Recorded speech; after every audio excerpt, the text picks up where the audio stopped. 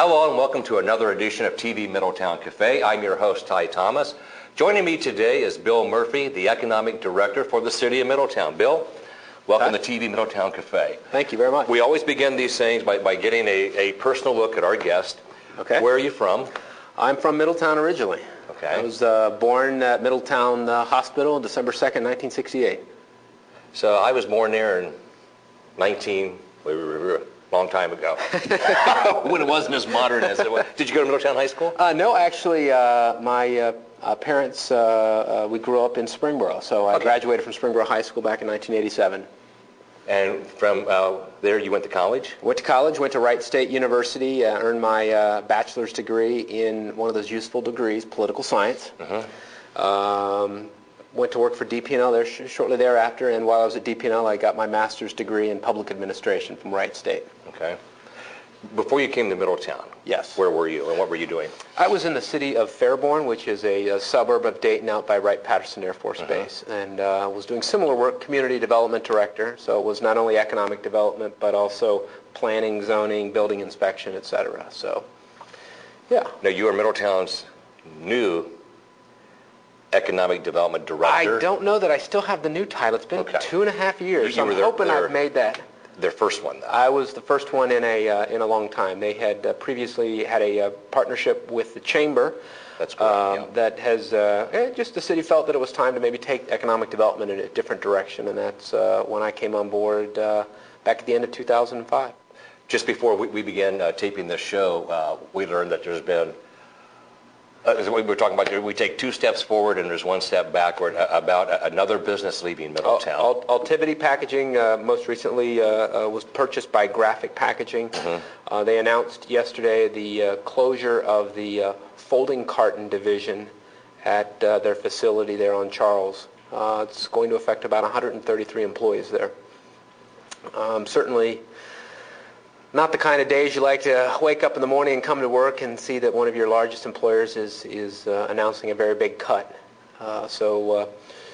Regrettably, the paper industry, like some of our other traditional manufacturing industries, textiles, automobile manufacturers, have seen a contraction in their industry as the result of a number of factors, including global competition, but just as importantly, process improvements that require fewer employees to produce the same amount of products. And in this case, it was a combination of both. The consolidation of the paper industry to help them be more competitive globally has resulted in these kinds of closures across the country. We had been working with Altivity, and prior to that, they were actually called Smurfit Stone. That's correct. Yes, they were purchased by a private equity group, and anytime we see a company going through that kind of transition, we know that they are certainly vulnerable, and we work very hard to try to give them as many options to fully utilize the property that they sit on, to identify resources to help them be more competitive. In fact, we secured a grant through the Ohio Department of Development shortly after I came on board, all in an effort to really try to keep them competitive and keep that facility more specifically competitive. Regrettably, they did elect to close that portion of their business. Now, there will be, the box board division will remain, and that's about another 117 employees. So we certainly are still engaged with them and hope that we can help them identify any challenges before they get to the point where they decide they need to close that facility. The city here within the last month, I would say, has taken a couple good hits. Yeah. With Altivity and also with Dillard's announcing it's going to close at the town mall. Yes, that was, as you said, we seem to take a couple steps forward with project announcements and then take a step back when we get these kind of this kind of news. Dillard's was when they purchased McAlpin's, and obviously were located out of the town mall. That mall, its location, hadn't received a lot of attention in terms of new investment from its owner. When CBL purchased the property back in 2001 timeframe, 2002, somewhere in there, we were obviously hopeful that that would mean, with such a large real estate investment trust company, publicly traded company like CBL based in Chattanooga, that they would move forward with the renovation of the property. And when I came on board, we met with local folks as well as folks from Chattanooga to talk about such a redevelopment. The city worked very hard to put together what we thought was a very impressive incentive package to help them do that, because we recognize that Town Mall is one of literally dozens of shopping centers that CBL owns, and each of those centers competes for the capital dollars that CBL has to allocate in any given year. So we felt that we needed to come to the table, because retail is not just an employment base for us, it's also a quality of life issue. Mm-hmm. We want to give those kinds of quality of life amenities to our residents so that they'll not only work here, but maybe choose to live here or play here or raise their families here. So that's why we look at retail in such a, I guess that's why we're a little bit more aggressive with our retail recruitment strategy. Can you go into that a little bit? Sure. As I mentioned, our retailers, and particularly because we've always looked at ourselves as a regional retail destination, largely because of Town Mall and Middletown crossings with Lowe's and Kohl's and Target and the new Super Walmart going out there. But we view retail as I said, much more than just an employment base here in the community. So it's also a quality of life issue. As you know, we have been very aggressive in developing the area around the new hospital in an area that we're now calling the Renaissance District. One of the objectives of that plan was we did not want to recreate the big box retailers, the Kohl's, the Targets, the Dillard's, on the east side of the interstate with Home Depot, whomever else we might be able to identify, because we wanted that to be more of a office employment hub where they would utilize the amenities on the west side of the interstate. So our retail recruitment strategy involves us looking at our retailers as more than just employment, as a quality of life issue. So recognizing that, we partnered with Warren County on helping us better understand what our opportunities are and what our challenges are as it relates to retail. We engaged a company out of the Cincinnati area called Property Advisors to help us develop that retail recruitment strategy. What they did for us, and again, this was a partnership with Warren County. We participate financially on a 50-50 basis, which I think is a great example of how we're working with our partners in local government. They took a look at the retail market. They not only looked at the demographics, the age, our average household incomes, those kinds of what I call traditional demographic issues. They also looked at the residential development market, where we saw new residential opportunities in our community, because those are our primary market for retailers. That's what retailers look for. They also looked at a thing that we call psychographics, and that sounds like an odd term, but really psychographics is a description of, for lack of a better description, consumer buying power. Mm-hmm. Every time you use your rewards card at Speedy or Kroger, that information is collected. It helps to identify a certain set of purchasing behaviors. So they combine the demographics with our residential demand along with the consumer buying habits, and really look at very comprehensively at what kind of retailers would be attracted to that kind of data. So we've kind of gone through that initial phase of looking at the data and coming up with kind of a list of retailers that seemed to make sense for Middletown based on the information that we gathered. And we are kind of the first step in that. We met with the local retail we call them retail brokers. Basically, they help marry sites to individual retailers. Mm-hmm. And we talked to them about our desire to work with them to bring in those retailers. Not all the retailers that we identified have brokers here at the local level. So we're going to go out to Las Vegas in May. It's the largest retail convention is held annually out in Las Vegas. A lot of deals get done out there. So we're taking that information and going out and meeting with our retail brokers when appropriate with individual retailers. And then when they don't have representation, we'll actually meet with the individual retailers about what Middletown has to offer. Now that is just really the first step in taking a long-term approach to attracting new retail to Middletown. So we're very excited that Warren County partnered with us. We're very impressed with the story we have to tell. One of the pieces of information that really surprised us as we went through this process was we have about 1.4 billion with a B in consumer buying that is leaving our community. When we look at an area, we look at the consumer buying for that area. And traditionally, you look at 5 and 10 minute drive times, 10 mile, excuse me, not a minute, mile drive. And what we found in that market is, in fact, Middletown has a little unusual because our buying power extends westward, actually, in the portions of central Butler County that don't fall into those traditional 5 and 10 mile circles. But what we found was a great amount of our retail dollars were leaving our market for other destinations in Southwest Ohio. And so we see a real opportunity to kind of capture those dollars and keep them here locally. That will provide additional sales tax dollars to Warren County. And for the jobs that we create or maintain, we maintain a great deal of income tax collections from the retail out there. You were talking about, you identified particular retailers that are well suited for this area. Yes. Can you identify those, or is that something you'd prefer not? Well, we're actually going to. I can give you a couple of examples, but we want to respect our relationships that our brokers have and give them an opportunity to first work with them. But clearly, we see some opportunities with a lot of sit-down restaurants. I mentioned earlier our Renaissance District, the new hospital.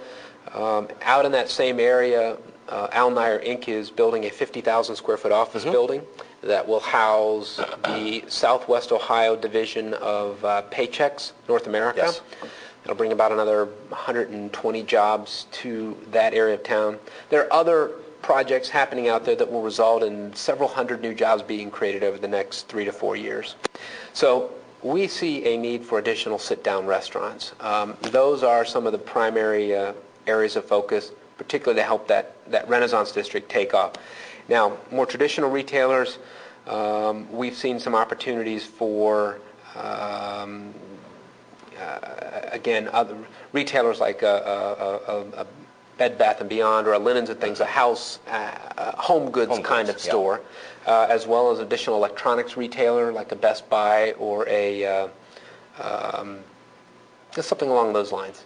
And then other discount, what I would call discount big box retailers like a TJ Maxx, an Old Navy, those kinds of retailers seem to fit well within our consumer purchasing power and the demographics that we've collected. So those are just a few of the examples of the retailers that we'll be going out to meet with. Now, you talked about in May you're going to go out to Las Vegas for the big convention. Yes. But you just returned from a good trip to the Netherlands. Yes, absolutely. Can you share with us what you learned there and are bringing back to our community? Sure, absolutely. And I just want to point out before we talk about Amsterdam,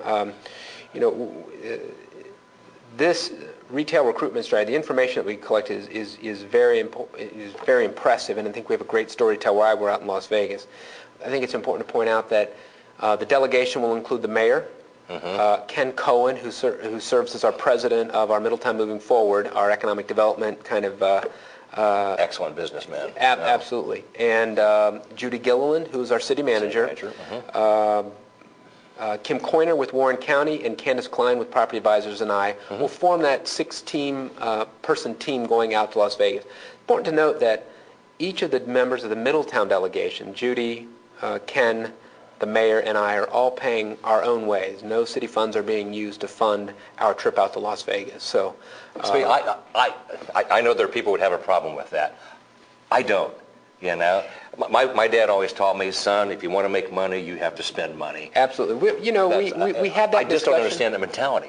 We had that discussion, and that is a lot of money for us to spend, but I think it speaks to the commitment that people of Middletown have for, particularly those of us who are, putting in our own money, have to this community. I think we want to see good things happen in Middletown. Well, that shows you're committed. Absolutely. to what you believe in. Yeah. Well, that's another way of saying it. Yeah. I think it's important to point that out because it really, we're not out there going to, party in Las Vegas. This is a working. We're going to have meetings from really 8 o'clock in the morning and in a lot of cases till 9 or 10 o'clock at night, meeting with retailers and going to events where we'll be able to interact with those retailers and get them to know Middletown's story. So, yeah, I just returned about a week ago from the Netherlands, the Cincinnati USA Partnership. They are a regional economic development group. Mm-hmm. City of Middletown works very closely with them. As you mentioned, maybe you didn't mention, I happen to be a one-man show for economic development in Middletown. We talked about it earlier, yes. Yeah, I certainly get a lot of support from our Chamber of Commerce and others, but for practical purposes, I'm a department of one within the City of Middletown. So we rely on our relationships with our regional economic development partners in the Cincinnati area. That is Cincinnati USA Partnership. They organized, this is the first time that they organized, they typically do consultant calls where they'll go to New York, Atlanta, Chicago to meet with consultants who help corporations identify locations for their next investments. This time they elected to take a little different twist. They identified world-class communities and how they're approaching economic development, or in this case, sustainable development. The Netherlands is one of those countries that is clearly a world-class country in its commitment to the environment and how they approach development. So we went as part of a delegation from Southwest Ohio to Amsterdam and Rotterdam to look at how cities in the Netherlands were approaching sustainable development, green buildings, alternative energy, and redevelopment opportunities.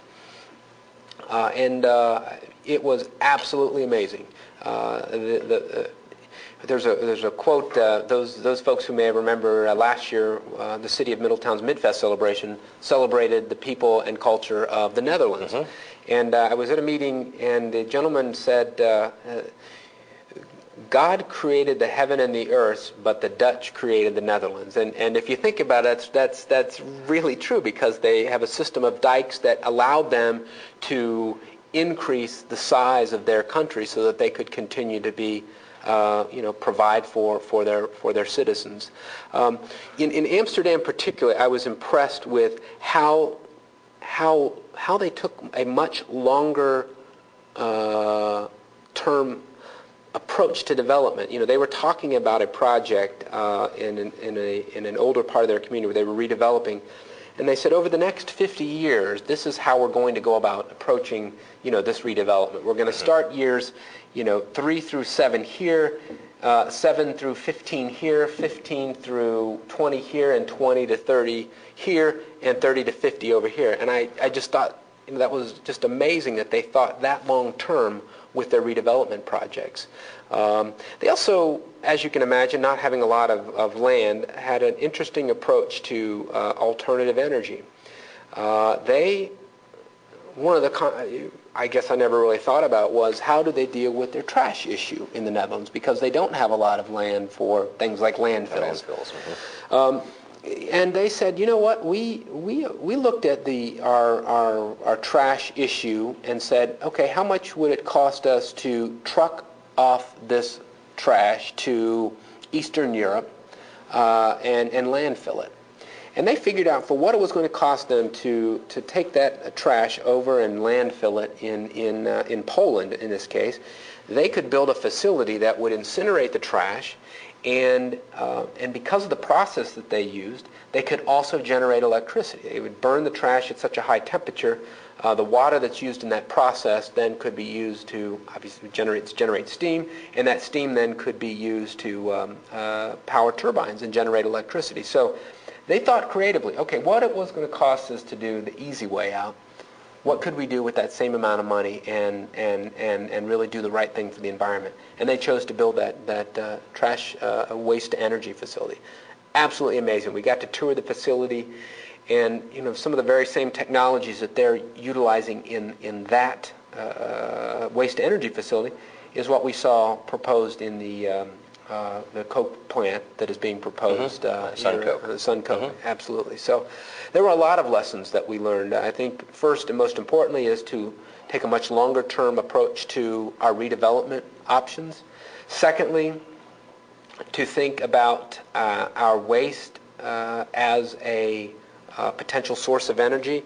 And thirdly, to look at sustainable development, not necessarily only from a right thing to do kind of perspective, but as they said, yes, it's the right thing to do, but there can be money made in the process. And that's really how they've approached it, because the Dutch have been, embracing trade and free enterprise for a very long time, much longer than the United States. And so I think they gave us some real lessons in how we should approach sustainable development. It's not just the right thing to do, but as importantly, there's money to be made in it. Absolutely. Yeah.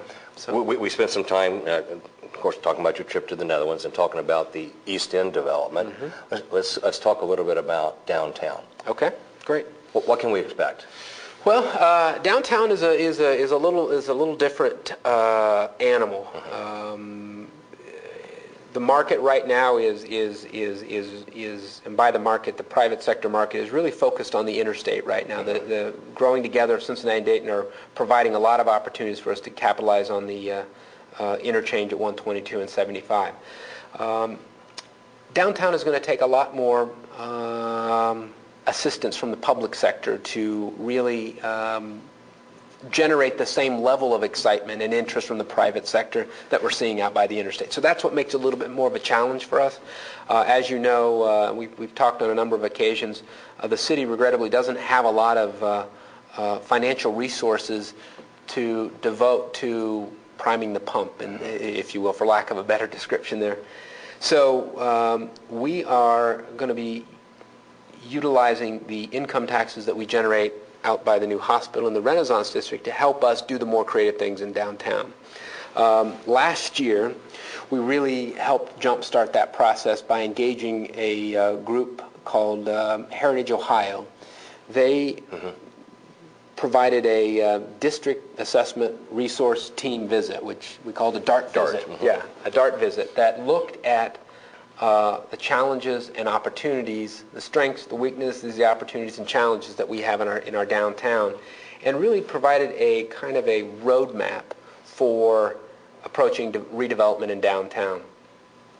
I think it's safe to say that we have a lot of work ahead of us with regard to our downtown. As I mentioned before, the development community doesn't see the diamond in the rough, if you will, that I think a lot of us see in our downtown. I think if you look at some of the investments made by Rogers Jewelers, by Bovair Reardon Stained Glass Studio, by Old Town Medicine and Sundry Shop, just to name a few in downtown, I think we're obviously working to get more individuals interested in our downtown by doing these kind of creative things. We've got the Renaissance District really, kind of moving along at a pace that we feel comfortable now that we can really start to devote additional resources back downtown. I'm hopeful that over the next year we'll be able to take on some pretty substantial projects that I think are long overdue.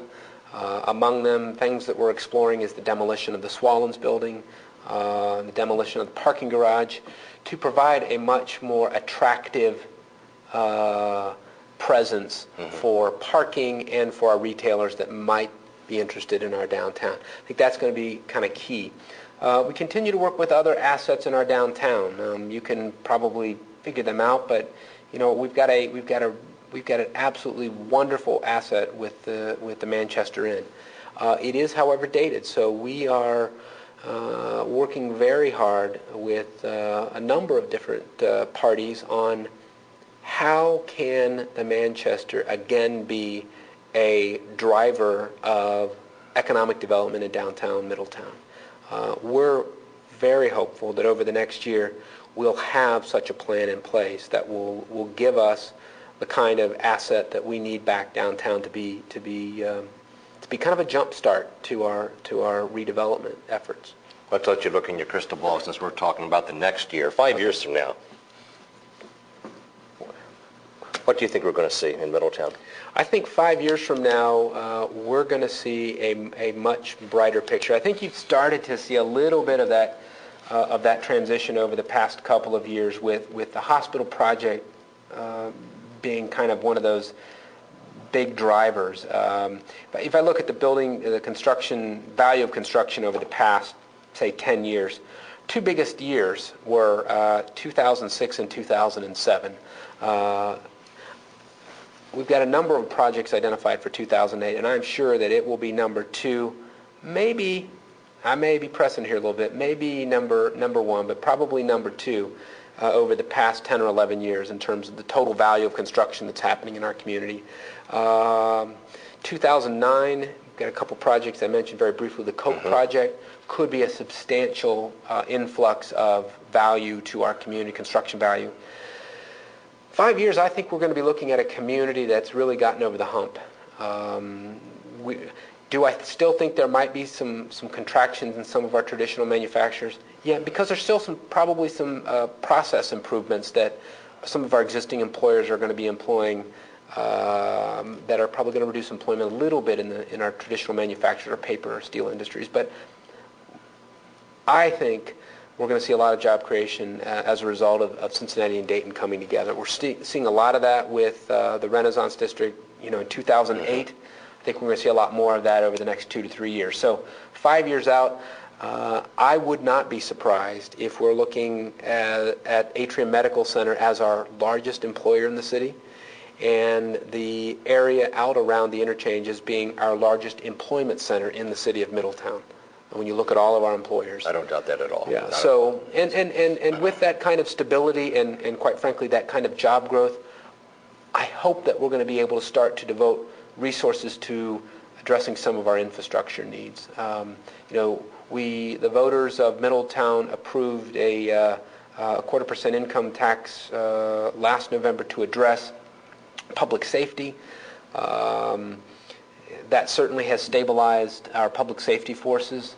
Our streets and infrastructure is that next big, I hate to call it an obstacle development, but it is a challenge to development, and we're going to have to look for ways But it's a necessity. Yeah, to address that. That's how you guys are going to have to devise a way to sell it. It's Absolutely. It has to be done. It has to be. And, 5 years from now, we're going to have a community that has, as I said, has finally come over the hump and is in a much stronger position to start addressing the infrastructure needs that we have today. No, I think we will. Yep. Absolutely. The worst is almost behind us right now. Absolutely. And we're actually passing it. Yeah. And things are going to grow and be good. Yeah, and I think you're seeing that in the community. People are, I think, encouraged. I know we were just talking before we came on the air about reading some of the blogs and some of the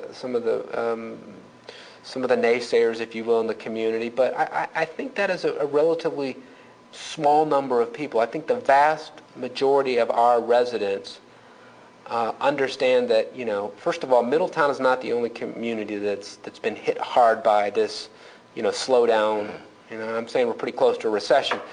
And over the past 20 years, we've been hit hard because manufacturing's been hit hard. But I think the vast majority of our residents see the positive things going on in the community that I see, and I'm hopeful that over the next 5 years, we'll convince some of those naysayers, not all of them, but we'll convince some of those naysayers that things in Middletown are bright. Yes, they are. Yes. I agree. Thank you so much for bringing us up to date on economic You're development welcome. here in Middletown. My guest has been Bill Murphy, Economic Development Director for the City of Middletown. I'm Ty Thomas. Thanks for watching TV Middletown Cafe. Have a great day.